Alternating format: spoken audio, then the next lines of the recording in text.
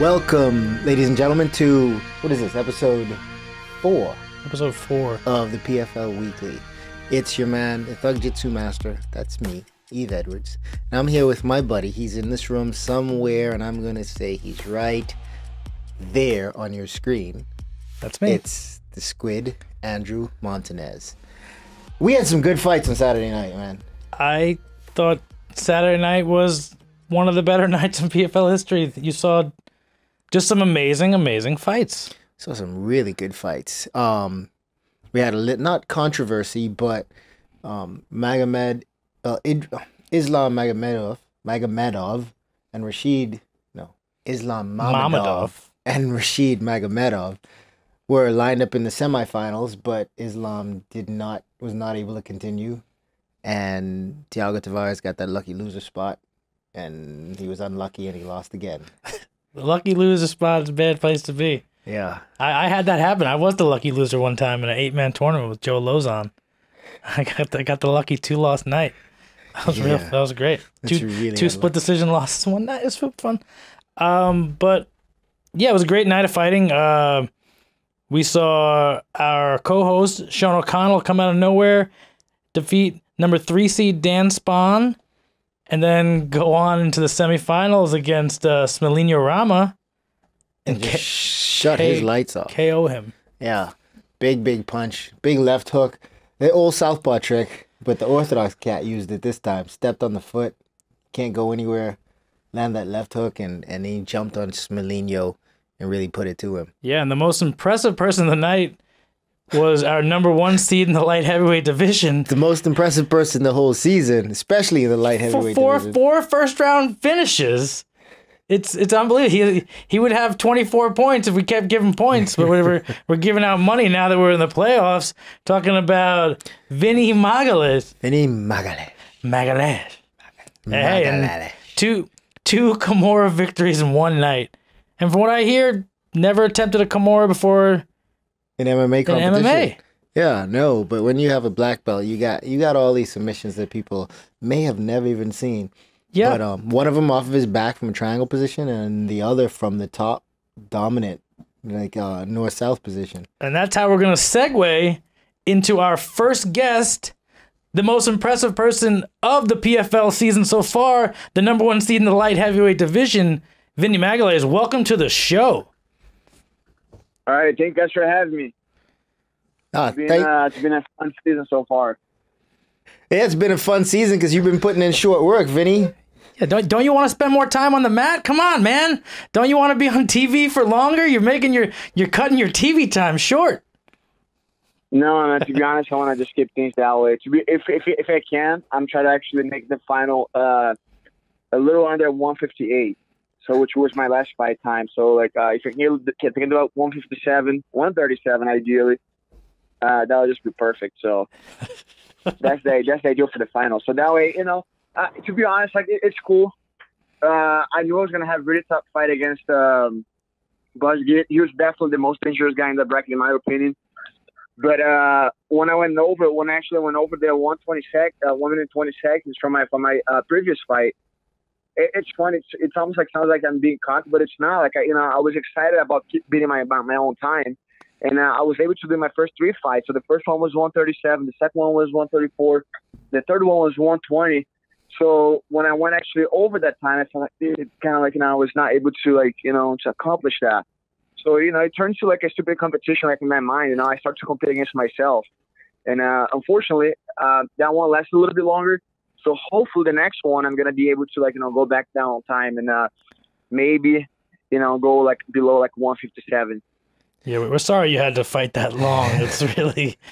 We're very apologetic about that. So what was the big change? Because obviously previous to this, to your stint in the PFL, you had a loss in the ACB, and then you had a 5-round loss. Did something switch in your brain where you're like, I do not want to do decisions, because you did 3 decisions in a row, and then you come into the PFL and zero decisions in a row. You fought more in your fight against Karol Selinsky than you have in the entire PFL season. Yeah, it's a bunch of stuff going on, mostly like personal stuff, and then it starts to bring those things up, and it sounds like an excuse sometimes, for the fighter, one day he knows what's going on. It is a reason for things not to be going his way. For people that are not, like, involved in our lives, they think that's more of an excuse. I prefer not to talk about it. But definitely, my head's like in a much better place now. And, even after that fight, which was my first ever decision win against Jake Hughes, I broke my hand in the first round. I broke my hand, like, I think it was like the second shot or something. And I had to go 3 rounds, like, with a broken hand. And I had him, like, in a submission that I couldn't walk, which was also happened to be a Kimura. And I couldn't put pressure because I was hurting myself as I was going for the submission. And, so from that point on, it just, like, went downhill for me as far as, like, my next, like, 2 fights. I fought David Branch when I shouldn't have fought him. Even though it was a title fight, you don't just, like, dump those opportunities. But my head was not in the right place for me to be taking that, such a big fight against, like, such a tough opponent. And from that point on, things are just not working out my way. And finally, I had the offer to fight, like, for PFL. And I sat down with Ali, who's my manager, Ray, who's actually, like, one of the directors for PFL and one of the trainers at my gym. And I told him, look, dude, if you guys can actually make these things happen for me, I can promise that I'm going to train 100%. And I'm going to, like, definitely, like, try to do my best. Like, and I'm not talking about my best in this tournament, like, my best, like, as an athlete. And I believe that I have never trained this much, as focused as I am now, not even for, like, one-on-one ATC, not even one-on-one worlds as, in jiu-jitsu. So it's different, man. It's going to be hard to beat me, not because of, like, I'm the much better fighter than everybody else, but physically, I feel like I'm going to be better than anybody else. But just the way I train, there's no way that anybody's going to be outworked me physically. And mentally, it's really hard to beat somebody that's used to those, like, big advanced, big challenges, like, winning world titles. When that person knows that, he's been there. And I know that I've been there. I fought again, I lost, yes, but I've been in the final for the Ultimate Fighter. I went through the whole tournament experience. I've won ATC. I have, like, 5 medals in 5 ATC participations. I have, like, 8 medals in World Championship in 8 participations, like, which 5 are gold medals. So it's like, I've been there. It might not be with striking when it comes to jiu-jitsu, but I've been there. So I have that kind of experience. And if my mind's in place, it's really hard to beat me. It's going to be, like, really hard for anybody to beat me. Well, Vinny, you're a man of your word in a couple different ways. You said you train really hard. You wouldn't have the problems that you had in the past. You haven't all season. That's the conversation you said you had with Ray Sefo. And then in the interviews prior to the fight, the day before the fight, you were telling us that you're not afraid to pull guard.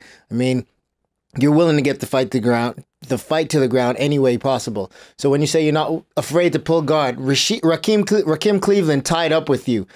How, like, what are you thinking in that moment? Because, like, right before you pull guard, boss is like, he's not afraid to pull guard. And then on top of that, you did the same thing with Ataev and finished both these guys. There's not a lot of people that are pulling guard in MMA at that level and winning fights. How comfortable are you on your back with the best guys in the world, man?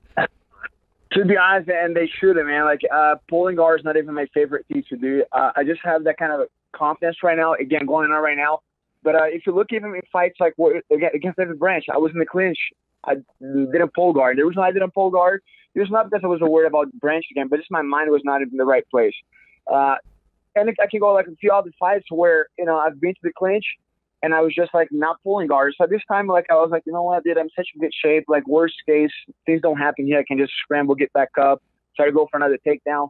But I don't recommend that to anybody, man. Like, pulling guard in MMA is not a safe thing. And I did it twice in the night, so that might sound like kind of weird for me to be saying that, but I don't like doing that myself. The last time that I pulled guard, I didn't even know if you can consider that pulling guard. It was in 2009. The guy went for a shot, and all I did was just make it easier for him. I didn't defend the takedown, and I just gave a little jump with it. Then I got him in the triangle right away. So let's go in the ground pull. He landed straight into the triangle. But before that, my last time really pulling guard, not even off the takedown attempt, was in 2008, which 10 years ago in the Ultimate Fighter, and that's it. So we're talking about, like, 10 years without me pulling guard in MMA, and I just don't recommend people doing it. It's not safe. As good as I feel like I am on the ground, like, I prefer not to put myself in that situation. But it was there. I felt like, I could have done it, and it worked out my way. Vinny Magalhaes, do as I say, not as I do. Yeah. Yeah, you pulled guard in your second fight. I was a little worried for you because Ataev landed a couple hammer fists on you. You were right below him in his power zone. you took a couple shots, but they didn't seem to phase you at all. And then you immediately transitioned to the leg and then swept him over. And then I was concerned. That was all he wrote. I was concerned that one of those punches, that a couple of those hammer fists had some pop on it and stunned you, Vinny. How'd you feel in that situation? Were any of those shots big shots to you? It was not one of those that kind of gives that flash, kind of rocks you a little bit. It was one of those that actually hurt. You know, you just hurt, man. Yeah. It's like that freaking guy like hits hard. So it was one of those like, dude, it's like almost like you got slapped in the face. And I was like, dude, that shit hurts. So like, then I started to move. That kind of woke me up, like just made me like react a little bit faster into like another transition. Because like, you know, of course, if I stayed there, it was a big risk that I was taking. But yeah, man, he hits hard. It didn't rock me, but it definitely hurt. I used to have bruises on my ear off those from those 2 punches. So I remember in your first interview after your first fight in the PFL, Boss asked you, "What do you want to buy with the $1 million?" And you said like some like not too expensive of a car. And what you said earlier was that you're training harder for this than you've ever trained before. Is the money the reason why you've like remotivate yourself? Is it really the money that is driving all these fighters? Do you find that that's why you're trying to finish these guys and get yourself one step closer towards that $1 million? There's like a combination of things. Like first off, like for me, as like, you know, people can say whatever they want to say. I don't really like go by what people say, like on the internet, especially on the internet. Everybody got, you know, they kind of built their power, like, you know, they feel like they're entitled to say whatever they want in a way that sometimes just like lacks like respect. But anyways, so people would have this thing like, oh, you know, Vinny's a great grappler, but you know, MMA is not for him. It's like, dude, now I have actually 31 fights if you count the Ultimate Fighter. The record's not great. It's not, you know, if you combine all those fights, I'm like 19-9 and 1-0 contests. It's not great. But all my fights are like, now besides one, was all finishes. I've been finished only like 3 times out of 9 losses. So it's like, well, you know, I might not be the best guy, but definitely fighting is something that I can actually do. And for me, it's about like proving people wrong. That's one thing. Not the number one thing. I would say right now, if I have to line things up, like, and I'll say, what's the number one thing right now? Getting the title. It's funny how things change. And when I first joined the tournament, I thought, man, that's like kind of the kind of money that at 34, I might have really like, you know, a really small window now to make that money fighting. And so that's a big opportunity. And I know for a fact, you know, have the skills I have, if I dedicate 100%, I can actually get that done. So $1 million in money that if you're smart with it, you can't change your life, or at least invest a little bit more in your career and make that money again, you know. And then so the money at first was a thing, and then as I started to get deeper in the tournament, I was like, dude, it's beyond, you know, the money now. Now it's about like, you know, get those 5 fights, getting a 5-fight winning streak in a tournament, perform like, you know, in a way that most people won't be able to perform. I don't know if like who's the next guy to fight Tyler. He's the only other guy who can actually get like finishes in all fights. And, you know, so I feel like if I can put the best performance, if I can get a title, you know, and on top of that, get like $1 million, man, like, you know, I'm proving myself as one of the best guys in the world. I might not have the best record. I might have had like, you know, some like bad performance like throughout my career. But, you know, when I'm focused, like I'm just as good as anybody in my division, inside like PFL, outside PFL. Yeah, and you have a savings account after your fight career. Most of these UFC fighters, they're getting 80,000 here, 80,000 there. They're spending a lot of it. You're getting you would get a lump sum of money. That doesn't just change your life. It just makes whatever ventures you wanted to do, whether you wanted to open a jiu-jitsu school or launch an apparel line or any of those things that you might have needed an extra $20,000 to $50,000, you can now do, and you can maybe eat better or whatever it may be. But not just that, you know, like I was saying earlier, you know, like again, personal stuff I prefer not to talk about. I was going to start an excuse, but let's say that I make $1 million now, and next year starts in May. I'm still going to have money to, like, you know, be 100% focused, like, in my fighting career without having to worry about paying bills, without having to worry about, like, what, you know, providing to my family, without having to worry about, like, you know, running my school, because, like, you know, financially I'm going to be, like, you know, comfortable. And all those things, you know, take stress away, take the pressure away from, like, you know, from your head, like, you know, you don't. It's so much easier, and I think that's been the biggest thing. That's why I've been able to perform, because like I have not had like, you know, some of the other like outside like things to worry about. My head is just like simply like so light right now. I'm like so like doing things 100% focused in fight without having to worry about anything else, especially because of my financial situation at the moment. So it's like, dude, if I can't do another 2 or 3 years of that, that goes another 2 or 3 seasons that I can win. And now we're talking about like something that can change your life for like, for forever if you're smart with it. Yeah, you become more dangerous. Man. Yeah, definitely. I agree with that, Vinny. Having that money in the bank, having those financial stresses out of the way, that's a huge advantage. And you and Sean O'Connell are the two guys in the light heavyweight division with that opportunity, man. I'm really looking forward to that fight. I can't wait until these finals. New Year's Eve is going to pop off, and it's going to be a great time, man.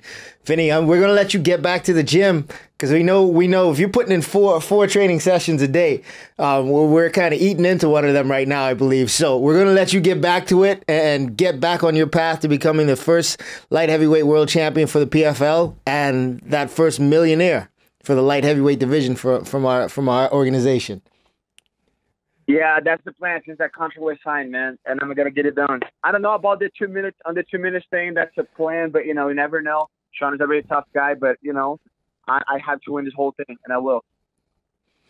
Hey, thank you, Vinny. Well, take care. That's our #1 seed and our finalist in the light heavyweight division. Guy that has not even fought 2 minutes in any of his fights. Yeah, he's got a pocket meter running.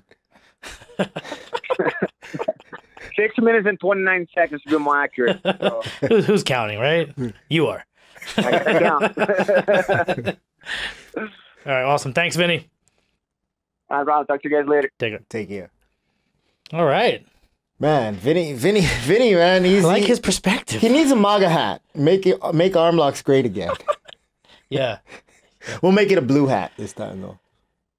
Yeah, he's ultra impressive for a light heavyweight to pull guard and sit under a guy that previous to his time in the PFL, his only loss was to Reem. Alexander Overeem. Yeah. So to have only one loss to Reem, obviously he did lose to Spawn, but he got further in the tournament than Spawn. Ultra dangerous guy. Yeah. I saw what he did to our co-host of the show, Sean. So it also shows you what a playoff can do. Certain matchups create certain styles, and different winners will emerge. And I like that. I like the matchups versus styles. Atayev was a tough matchup for Sean, but Vinny Magalhaes is a completely different matchup for Sean. And I don't know. I'm looking forward to that fight. I really am, because Sean could present some problems with Vinny. Sean is a lot smarter than he shows, than you see in his fights. He doesn't. It's not like outright. But his fight IQ shows up if you know what you're looking at. Yep. You know what I'm saying? So people that like to watch fights, they love to watch Sean O'Connell, but someone that's a fight connoisseur, you can watch Sean also, because there are things that he does that sometimes it takes a little while to figure out. He did it with Spawn. Put the pressure on him. Spawn was picking him apart, but he kept the pressure on, cut off the cage, set him up to land that big left hand. And that left hand took out both guys for him on Saturday night. Sure it did, and I appreciate you calling me a connoisseur. That was very, very nice of you. And like we didn't even say in the beginning, we have an action-packed show today. We have a bunch of guests. We have pretty much everyone on the show is either a top-seeded guy or in the finals. We're at that point where we're just gonna name dropping. I want the best. So we have another caller, and this is actually a fun part of the show. This is actually unplanned. I don't know who this caller is. This is radio style. So we're gonna bring on our caller. We know that it's gonna be a top seed or a finalist. Welcome to the show. Hello. Who do we have here? Handguns Taylor. Lewis Handguns Taylor checking in. There he is. The number 2 seed at middleweight, Lewis Taylor, undefeated in the PFL season, and our second guest of the show. Welcome. How are you? I'm great. I'm glad to be coming behind Vinny, because I'm trying to touch you. Whatever he got, I want some of that, because I'm trying to be like him the next time I'm in that cage Saturday. Kimuras. he's got Kimuras. I'll tell you that. He definitely, if you want to pick something up, he's got Kimura locks. But it might be too late the week before to start switching over to Kimuras. But I'm rooting for you. I'll thanks. I'm just trying to get some type of rub off, because his performances and he just looking spectacular. I'm very impressed by Vinny. He set the bar real high for us fighters going into Saturday. Man, well, going into Saturday, you got Rex Harris, tough wrestler, good boxer, out of New Jersey. What are you looking at going into this fight, Lewis? I mean, it's gonna be a war, man. Rex, he's no pushover. He's a big pile of muscle, and he's gonna come forward the entire night. And I'm trying to, just like I said, I'm trying to get him in and out so I don't take too many bumps and bruises, so I can move on. No bumps and bruises. That's going to be very hard, and with two styles that match up like yours and Harris's. You're a powerful guy. Your wrestling, he probably has more wrestling in his background, but your wrestling defense is strong. I'm sure this fight is going to happen in all areas, but a lot of it's going to happen on the feet, and that's where all the bumps and bruises truly happen, especially without elbows. So, what's your game plan? Are you trying to control the fight with footwork and pace, or are you going to just let him dictate and just counter and try to pick him off from the outside? Because you've got some good hands, Lewis. I think the second is going to be more my strategy. Just let him come to me, because I watch his fights. He comes forward all the time, and I got some things in the kitchen just gonna be brewing. I like how you say you have things in the kitchen brewing, because that sounds like you have a devious plan. Where do you see Rex Harris's strengths versus yours? Where Rex is strong at, I'm strong too. Rex has got solid boxing. I don't have any boxing matches like he does, but I think that we'll fare pretty evenly there. With wrestling, like you said, he's a diehard wrestler, but again, I have a wrestling pedigree. I was a All-American myself, so I don't think he's gonna dominate me there either. I think I have more submissions, I have more speed. So when it comes to the intangibles, I think I'll win this fight. So your last loss was for the World Championship in the previous World Series of Fighting. Do you find that did that help you a lot? You got to fight 5 rounds with someone that was the champ of that company, David Branch, holding 2 belts. Did you pick up stuff? Obviously, losses are kind of hard, but they can also make you grow. Do you think that helps you a lot to go into this tournament, to know that you've been there with the top of what this company had previously? I mean, it feels good to have fight, but I don't want losses. I want wins. That's the right answer. And as you see, with Vinny came off the David Branch loss, and he came back looking great, and I'm coming off my loss, and I haven't looked back either. So hopefully both of us can meet in New York sometime, But I mean, David Branch was a great champ. He gave me a great fight. He gassed me out in the 5th round, but it was a very good fight. If you ever got a chance to watch it, it was a back and forth battle. He used his jiu-jitsu a lot. And you know what I'm saying, but not many people are gonna have his type of pressure to wear me down like that. So I don't see that problem coming again. Maybe the rub that you were talking about came from David Branch.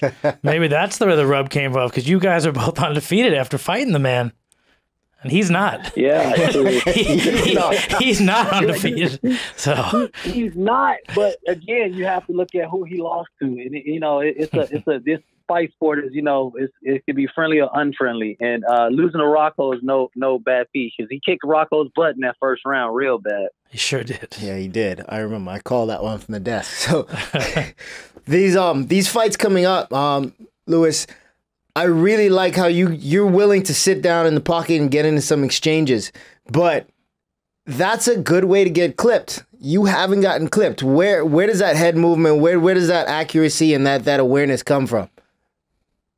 It's instinctive.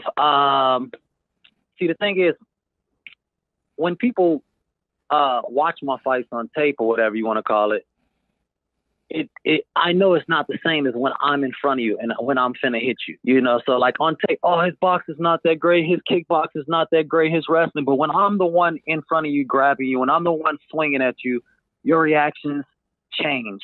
And so although I might not have Mayweather boxing and everything, but when I get a chance to be in front of you and you want to go blow for blow with me, you don't want to get hit by me. And that's the thing that keeps me relaxed more than most of the other guys. Now, we know the rules set and the criteria from moving on out of the quarterfinals. Let's suppose that you and Rex Harris do go the distance, the 2-round distance. that first round is the deciding factor. What's your pace in that first round? What is your intention? You come out with that intent to try to finish early or dominate that first round, or you still going to be working a counter and pick him off from the outside and win the round, and then should you clip him, then look to finish? I'm a finisher. That's the only way I know how to fight. I don't even like decisions, so I'm not trying to go to decision with anybody. I know it's a lot on the line. And I'm gonna be smart if you know I have to cross that bridge about being smart. But beyond that, I can't plan on taking any seconds, moments off in that fight. I have to be ready to put him away at all times because he has nothing to lose, and I have nothing to lose too. But I know he wants to win just as much as I do. So, did you watch the previous 2 weeks of PFL? Did you pick up anything of how guys fought in the tournaments, whether the style or strategy of what you would do in between that first match, or did you pick up any little tips from watching the broadcast? It was a lot of interesting things. You know, when especially when you saw the illegal moves, take advantage and moved on. Or someone someone getting a draw and moving on. That's gotta be the worst pain. That's gotta be the worst pain, I assume. It was a lot of draws this previous weekend. A lot of draws, and you know, you see like Will Brooks and a lot of people. You have to, like, that's what I mean. I don't want to be that guy who leaves more. You know, I want to leave it all out there in that first round and in the second round, and I'll worry about the second fight after that. You can't. There's no guarantees. So not fighting and conserving your energy and conserving your body. It might pay. It's not going to pay off in this tournament. You have to go out there and go for broke. And beyond that, people are there to watch, and I'm there to put people away. I want people to want to see me, just like I said, like Vinny. Vinny's looking great. He's putting people away, and he's putting on a show, and he's getting his goals done. And that's the way I want to fight. I want to put people away in the first, both fights. You know, I'm not going to call it, but if I had my way, I would put both my opponents away in the first round and come out doing my own little shimmy. You have the first fight in the middleweight division, and your opponents, or your possible second round opponents, John Howard and Shamil Gamzatov, they'll be fighting later. So you win this first fight, you go back to the locker room. Are you studying their fights, and I'm sure you're picking up on any injuries, but are you studying their fights to find some tendencies or see anything that you may have seen in the gym to bring into the cage and get yourself a victory over them? Or are you just are you not even paying attention to the second round? You're just going back out there? No, I'm going to pay attention to them because they're whatever tendencies they're going to throw, whatever was landing the most, whether it's a kick, punch, whatever they have that's working in that first fight, I'm sure they're going to want to keep it going in the second fight. So I'm going to look for those things that they had success with in the first fight and plan on taking them away when it's time for me to face them. Makes sense. I look forward to this fight, man. I can't wait. These are two of the divisions that I love. The lightweights, that's my favorite division. That's my heart. But throughout the season, the middleweights and the welterweight shows have been some of the most spectacular events, man. I really look forward to these fights. I see a lot of good matchups in your division. I see a lot of good matchups in the welterweight division. So I can't wait to see how you guys play this thing out. Yeah, I know. I'm super excited too. I love the welterweights and I love the middleweights, and I'm glad we'll get a chance to put on a show for you guys. It's about to go down Saturday. It's about to go down. He sounds so intent. Can't wait. In our capital. In the capital. In our capital.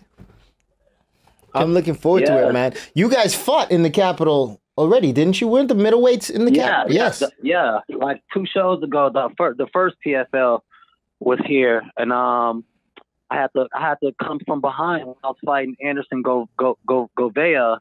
So I love the reaction that DC gave me when I came back. They were counting them punches like, dude, you just hit him with like a 12-piece. They was trying to bring me the chicken to match the punches I hit them with. So I appreciate the DC crowd. Nice. Well, Lewis, we can't wait to see you guys throw down on Saturday night. I guess you guys get into DC today or tomorrow. Man, we're gonna we just touched down today. Just touched down today, so I'm gonna let you get in a little bit of work that you're gonna do this week. Bring that weight down. Get ready to make that weight on Friday, and step in there and throw some of those bombs that you pack and that you fire out of those handguns on Saturday night, my man. Appreciate it, fellas. Y'all have a good day. Take care, Lewis. You too. Bye.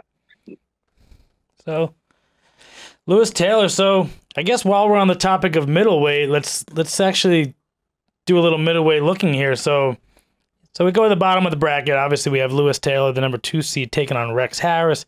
If we jump up to the top of the bracket, it's a pretty stacked one, and you have 5 different countries being represented here. It's a good chance that someone's going to get a nice exchange rate when they get this $1 million on their purse. Yeah, I mean, what are we talking about? We're talking about Brazil, Sweden, Russia, Germany, and the U.S. Now, my pick for these brackets, it's very hard to pick, but I'm sticking with my number 1 pick for the middleweights, and that's Abus Magomedov. I believe he will be in the finals, but he's got 2 tough fights ahead of him. Ghassan Umalatov, undefeated Ghassan Umalatov, and Bruno Santos or Sai Sadabusi. I believe if Abus gets through Umalatov and he gets Sadabusi, I'm sorry. If he gets Sadabusi, we're going to see some of his wrestling. We'll see his kickboxing, but we'll see his wrestling also. But Sadabusi and Bruno Santos is a rematch, and that's a tough rematch to go through because Sadabusi had a lot of problems with Bruno Santos in their first match. But I heard through the grapevine that Sadabu had a knee injury in that fight. His knee was not 100%, and escaping from the bottom with one leg is difficult. It's virtually impossible. He was drowning in that fight. He was drowning. It's hard to swim with one leg. I'm telling you. It is. So he looked completely different in his second fight. The fight didn't hit the ground. He was able to defend takedowns, keep his opponent as far away as possible, and just pick him apart. So if he can do that again, I mean, that's what he's going to need to do against Bruno Santos. Now, Santos can take it. We saw that war that Santos and John Howard were in, and Santos controlled that. It was a war, but it was pretty one-sided at the same time. Every time Howard was able to have some success, Santos was able to escape or reverse. And he's gonna bring that same intensity. Well, the good thing for Howard is he's on the other side of the bracket. He doesn't have to have that same matchup again. Yeah. He would not have that matchup until the finals. Obviously, John Howard is the 6th seed, and Bruno Santos is the 4th seed. So Santos has to get through C and the winner of Magomedov and Umalatov to even get a chance to face. Even get a chance to face John Howard. And obviously, John Howard's taking on Shamil Gamzatov, and that is quite a test as well. Yeah, undefeated. When you get to this level and you're undefeated, there is a reason for that. There's not a whole lot, especially being one of the Russian fighters. They don't get protected. You know what I mean? The only other Russian fighter off the top of my head that I can think of that's undefeated is Khabib Nurmagomedov, and we know how dangerous that man is. Yeah, his Abus Magomedov was undefeated until his loss, right? And wasn't he? Right? That's how it works, right? Until he lost, so right? Smart. Yeah, he was undefeated until he lost. So everyone is. Yeah. All right, so we do have another caller. We got another finalist. We're not messing around here with the PFL Weekly. We are stacked on stacked on stacked. And we have our next guest of the show. Welcome to the show. Present yourself, amazing guest. You're not going to present yourself? Come on, man. Oh, you can present yourself. Or say your name. Say your name, say your name. When is around you. Can he hear us? He should be able to hear us. I think we lost him for a second there. I think the singing might have ruined it, but we had a real chance. So back to this middleweight tournament while we wait for our next amazing guest. We don't want to do spoilers. We don't want to have too many spoilers here. So middleweight bracket. Side note: if you guys at home think you guys can pick brackets like us, then Join the PFL Bracket Challenge. But welcome to our show, our next guest. As we were talking about the Bracket Challenge, someone that's pretty deep in the Bracket Challenge. Who do we got here? Is that you, Sean? That's me. What's up? Oh, yeah. There's our surprise guest. I told you guys at home we have the host, one of the hosts of the PFL Weekly, and the number 6 seed / finalist of the PFL tournament, the $1 million tournament. Sean O'Connell had one of the craziest wins I've seen live. Super exciting. And here you are on the show. How are you feeling? I feel great. I'm, still honestly coming down from the high of the weekend because I've never had the opportunity to fight 2 fights in a night before. And my coach told me, Jeremy told me going into the night, he said, look, I promise you're going to enjoy this because every time you win a fight, what do you want to do right afterwards? You want to go back in and do it again because you feel like you're on top of the world. That's exactly what happens. Got the job done in both fights, and I wish, we could climb back in tomorrow and do it again. I thought you were going to mention the Oreos that you put on your Instagram story, that's what you wanted after the fight. Well, look, I may have mowed through a box or 2 of Oreos already, but I would not have done that if, the next fight was in like a month or something. We got a little bit of time. Yeah, at least you didn't eat those box of Oreos in between your fight with Smilina Rama. That'd be even more impressive. That's something I would do. And then I would probably not do well. But yeah. No, Sean, when Sean says he talked to his coach about that, he's talking about Jeremy Horn. And I'm old school. And Jeremy Horn is old school to me. So you have a wealth of knowledge in your gym, Sean. And what is that like having a guy like Jeremy Horn behind you, supporting you and helping you get prepared for something that we haven't seen in a long time in the sport, in the sport of mixed martial arts, these Grand Prix type tournaments? Well, it's invaluable. And for me, you can't replace the calm, the composure, the experience, all this stuff that he brings to my camp, and kind of forces upon me as my coach. I wish he was better at marketing himself, but I wish that he was more of a look at me guy and would really push his name out there and try to advertise and attract more big name fighters to come to his gym because there's so much to learn from a guy like that. But we're in, kind of a little backwater in Salt Lake City, and there's only so many fighters who want to come out there and commit serious time to training in a city like that, even though it's fantastic and it's high elevation and all that good stuff. He just, I feel like I've got the diamond in the rough when it comes to coaching, and that's why I've always, ever since I got serious about this sport, I've stayed with Jeremy. It's paid off for me. The state of Utah and the city of Salt Lake should hire you to do like infomercials on travel. Mm-hmm.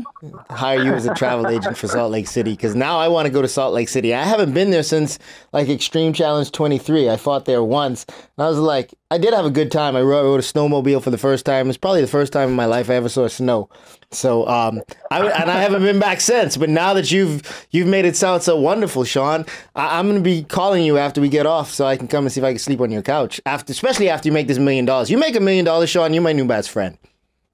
You know what? When I make this $1 million, you don't even have to sleep on the couch. I'll have a fancy guest room for you and everything. Oh, yeah. I thought I was going to say in the bed, but I was like, that's a little weird. But I'm rooting for Sean now. Yeah, you might get a free stay in Salt Lake City out of this. That's pretty good. Yeah. So, Jeremy Horn, your coach. How long have you been training with Jeremy Horn? And also, people at home, Jeremy Horn has had over 100 fights, has fought Anderson Silva, Randy Couture. Has a win over Chuck Liddell. He choked out Chuck Liddell from bottom with the arm triangle. So, how long have you been training with him?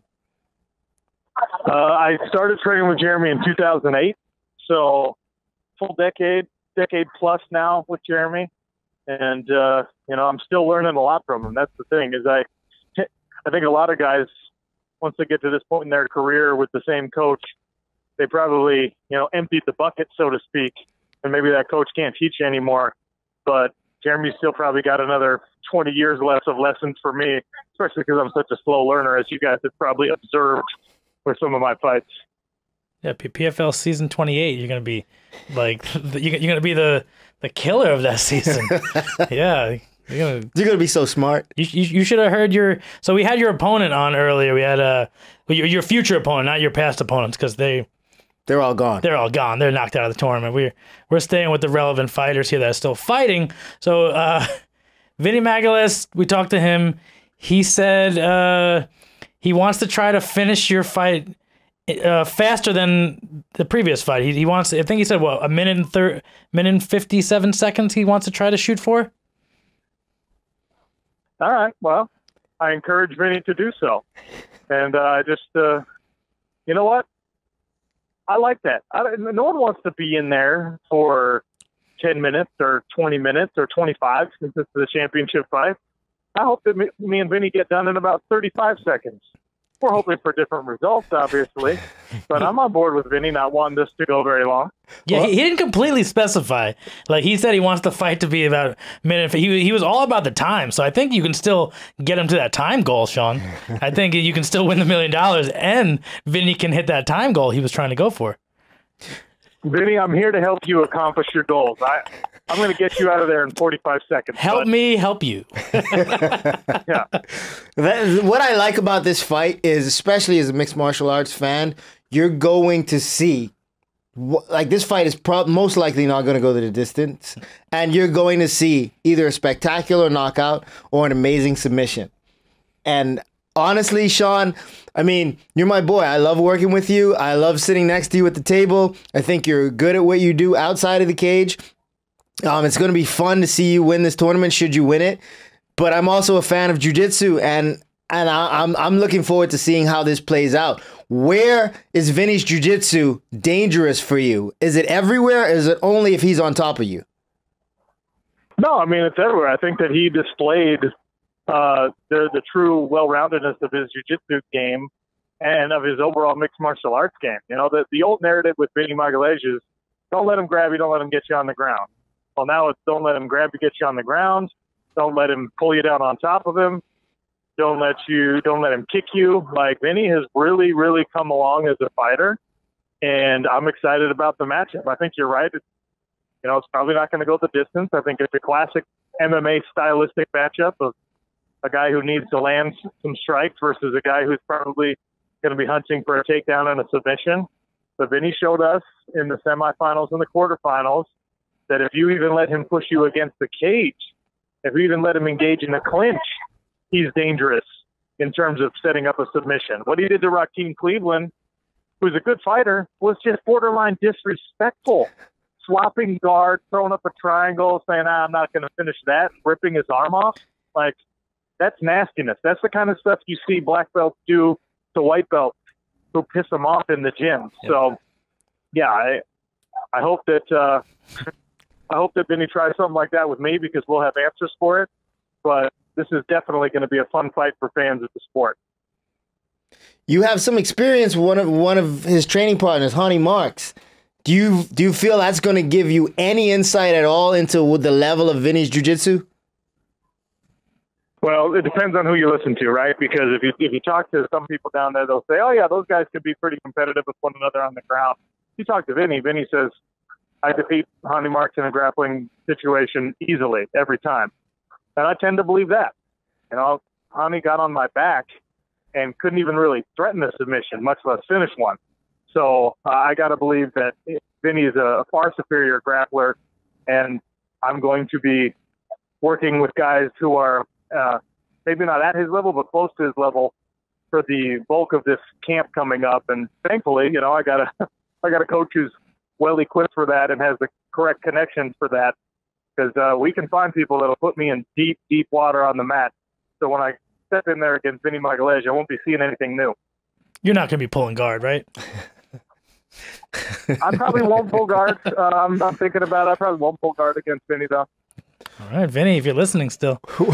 What do you take from your common opponent in Ataev? You and Vinny share a fight against Bozagit. Man, I don't take a lot from it. I'm obviously impressed with what he did to Bozagit, but the mentality was obviously very, very different. between his fight with Bozagit and my fight with Bozagit, the urgency.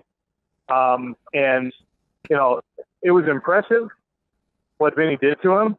But if Bozagit turns the other way when Vinny starts setting up that key lock or that Kimura at the end, if he goes all the way around and turns the other way instead of trying to turn against it and isolating his arm behind his own back, things might have been a little bit different. Vinny did a good job of, you know, blocking his head and things like that. But there was space for Bozagit to at least buy himself a little bit of time there, and he just made the wrong move. Obviously, you can't do that against Vinny Magalhaes, and hindsight is 20/20 when you're watching it on film and things like that. But you know, I've been under Brandon Ruiz, multiple-time Pan Am champ, too many times with him trying to set up that key lock for me to make that same kind of mistake. So I'm confident that I won't make those kind of mistakes against Vinny, and he's just going to have to make sure that he's got tight defense.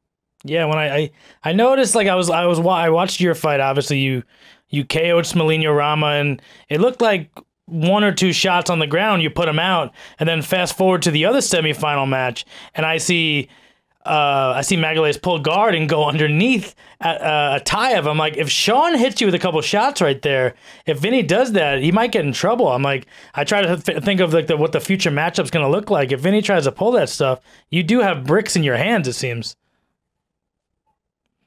Yeah, I mean, look, what I've done in basically every fight in my career leading up to this matchup with Vinny might not work against Vinny.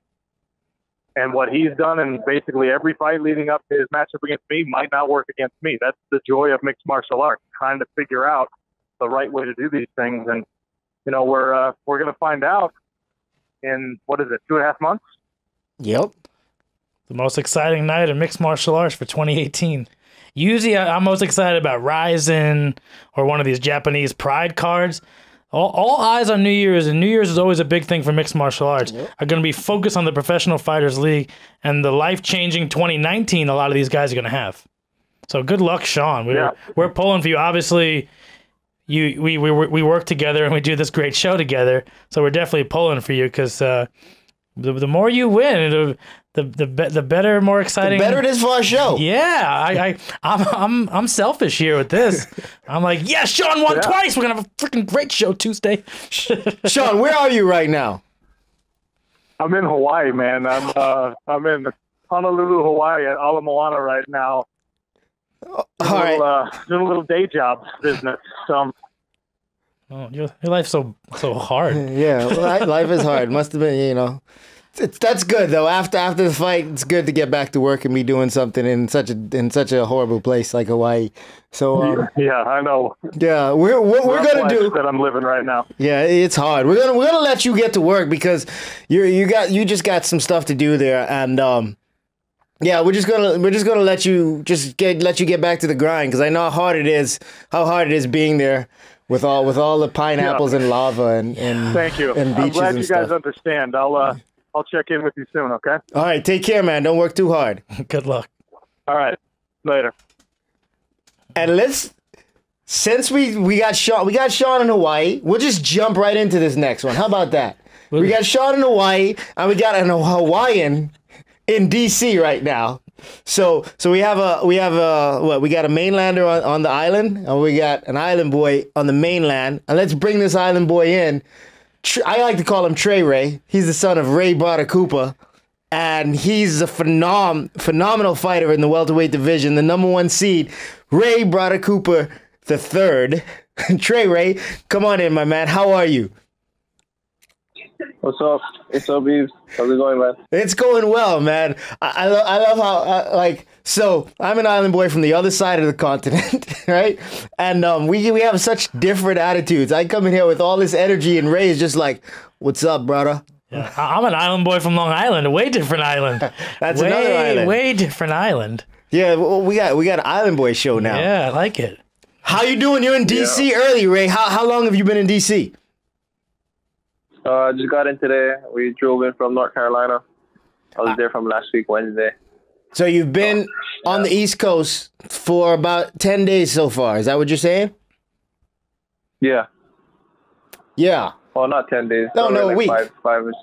5 days. Okay, and is that enough time for you to get acclimated? Because and I say this every time. I know you know this, but I remember this from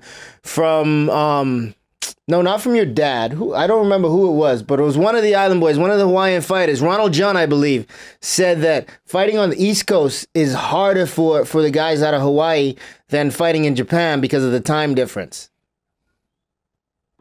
Yeah, it's not too bad for me. I'm really not even getting on the schedule. I'm kind of staying up late, still on Hawaii time, because we're gonna probably be fighting around this time anyways too, later on in the card. So yeah, it's good for me.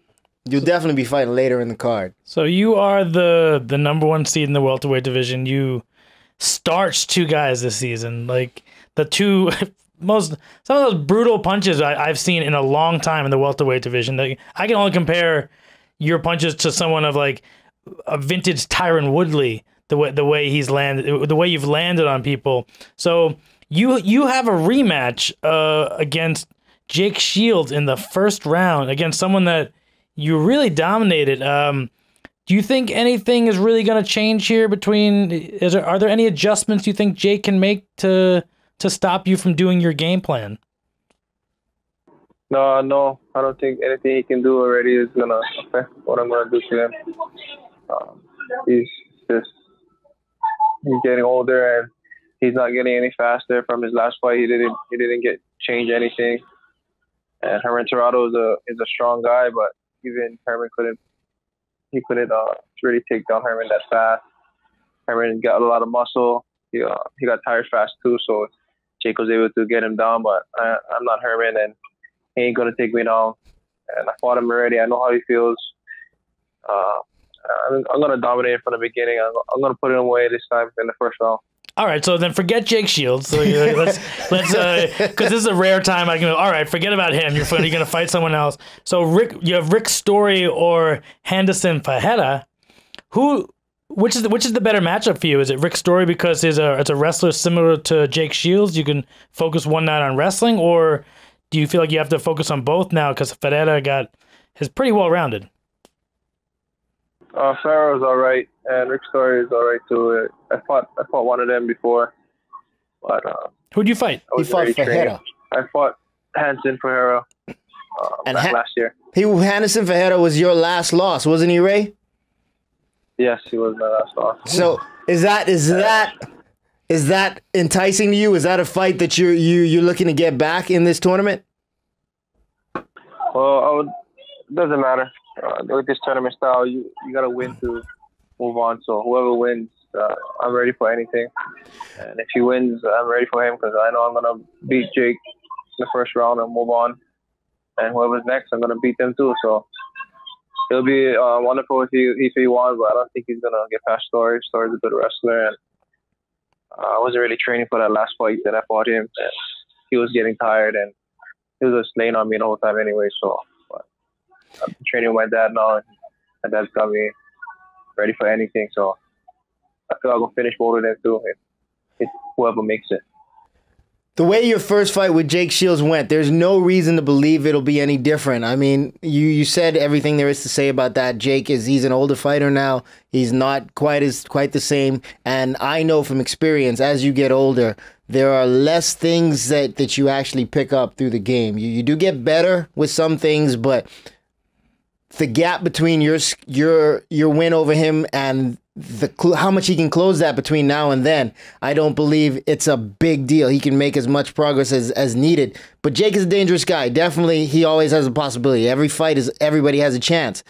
But looking at Rick Story and Henderson Fajeda, I believe their fight could go into the second round, could go deep into the second round, make it to the decision, and one of those guys, the guy that comes out and possibly faces you, should you get through Jake Shields, maybe a little busted up. You looking for that to be an option in this, or are you looking for that to be how it plays out? I really don't care what they do. I'm gonna finish any of them in the first round. I think Henderson Ferreira is gonna back up like he did the first round. Rick Story is going to do the same thing. They're not going to want to stand and trade with me. I'm going to push the face the whole fight, and I'm going to land sooner or later on the ground or on the feet. I'm going to put them away. I become a bigger fan of you every time I talk with you. You remind me of like a young Fedor or something. The way when we ask you a question, you're like, I don't know, if he dies, he dies. You're like, I will. You're like, I'm just gonna win. Like, there's no whether I go through a long fight or not. And I think that's the proper mentality. It's cold. It's a very cold mentality. I think it's proper. Yeah, it's just I was brought up doing wrestling and the way my dad trained me, and I just believe in myself and I believe in my skills and I believe in the training that he puts me through, and I believe I can't be stopped, and that's how I train, and the outcome speaks for itself. I believe in you, and I believe in your skills also, Ray. I mean, you've proven it. Every single time you stepped into the PFL cage, it's only been twice, but should that happen again, the shots that you throw, these are big, powerful punches. I mean, you look like you hit harder than your dad, and he was known for his power. Where does that power come from, man? Is that genetic, or do you guys work on drills for power punching? No, we don't work on drills. It just comes from Jesus Christ, and He gave me the God-gifted talent to do this, and all we do is just train hard every day. And I got blessed with this talent, and I'm not gonna let it go to waste. So yeah, it's just hard training, very hard training. Man, I mean, I know my talent. Like, I have some talent too. I've knocked some people out, but man, I wish Jesus gave me the power to just give people concussions left and right, because you hit so hard, Ray Cooper. Like, I'm scared. I don't ever want to spar with you. It's God. It's all God, bro. So that's the reason why I'm here, and thanks God for blessing me at Ray Safo and you guys for giving me an opportunity to compete in this PFL season. And I think that the PFL is going to take over this whole MMA thing. You know, with this tournament style, nobody's going to be able to last in this tournament style. Guys is already falling out left and right. I heard definitely fell out already. So these guys can't last, and I'm a wrestler at heart, and I last shoot tournaments, and the UFC can't handle any of this. So yeah. There's been some impressive guys throughout the season for the PFL. Notable guys, though. I think the two biggest names coming out of the season because of their performances would be you and Vinny Magalhaes. Yep. To see you guys fight on the finale, that's going to be very impressive for a lot of fight fans. It's going to be a whole lot of fun for me to be calling that. How do you feel about fighting on New Year's Eve? How excited are you for that? How excited are you at this opportunity now? You started out 12-1 odds. Now you're at 8-1 odds to make that $1 million. What does that say to you, and what does that mean to you? It means a lot to me, but it's still in the beginning, and I ain't looking to just win one time. I'm gonna go in different weight classes. I want to win this 70, I'll move up. I'll win the next season, move up again, and if Vinny's still there, I'll move up to 205 and I'll fight him too. And I'm looking to go off after everybody, and I'm staying in my weight class. I'll fight the strongest guys there is and be the best. I guess after you make $1 million, you'll be able to have a lot of luau's and gain some weight, eat some poi and stuff, huh? Yeah. Because man, I mean, that's a lot of weight, Ray. I mean, you're a big guy, big powerful guy, but to move up to 85 and then 205, is that truly your goal? Is that truly your intent? Yeah, this is my goal ever since I got into this thing, and I just want to fight the strongest guys and push myself. And I know people got negative things to say about that, but that's just what I want to do, and that's one of my main goals to do. Why not repeat at 170? Because I believe that there will be quite a few high-level guys who see this. They see some guys who aren't ranked near where they are in the rankings make $1 million. And there will be some guys, there will be some more challengers next season. I truly believe that. Do you want to fight any of the guys that come in thinking that they have something for Ray Cooper, thinking that Ray Cooper's a walkover for them? I really don't care. None of these guys is gonna last year the season. Doesn't matter if they fight in the UFC. I didn't see any of them fight 2 times in a night or fight through a season like this. Tyron Woodley just got hurt. If he was in this tournament, he wouldn't even last. So the guys that really truly would do this kind of tournaments, like the old school guys like yourself, Nick Diaz, maybe George St. Pierre, but not really. But yeah, I think there's not too many guys who would last through this tournament. And, I really want to push myself and fight at 85 against one of the other Russian guys, Avus. He's one of the top guys in the 85 division. I think he's going to win the whole thing. And if he wins that whole thing, then I would like to go after him. I like that. That's very exciting. We're super excited for this weekend and you fighting and possibly fighting 2 times in one night, defeating maybe Jake Shields 2 times in one season.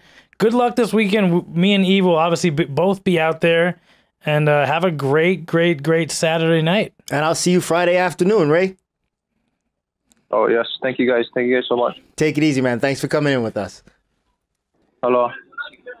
Aloha. All right. That was the #1 seed, Ray Cooper. I like to call him Trey Ray. Trey Ray. But, like, I want a shirt with Ray Cooper on it, and on the back it just says, I really don't care. It's a good shirt. We might have to make that for him if he wins that $1 million. I'm going to charge him for the shirt because he can afford it, but we'll make him $25 grand for this shirt, Ray Cooper. And, all right, so there's our #1 seed. We kind of covered half of that bracket.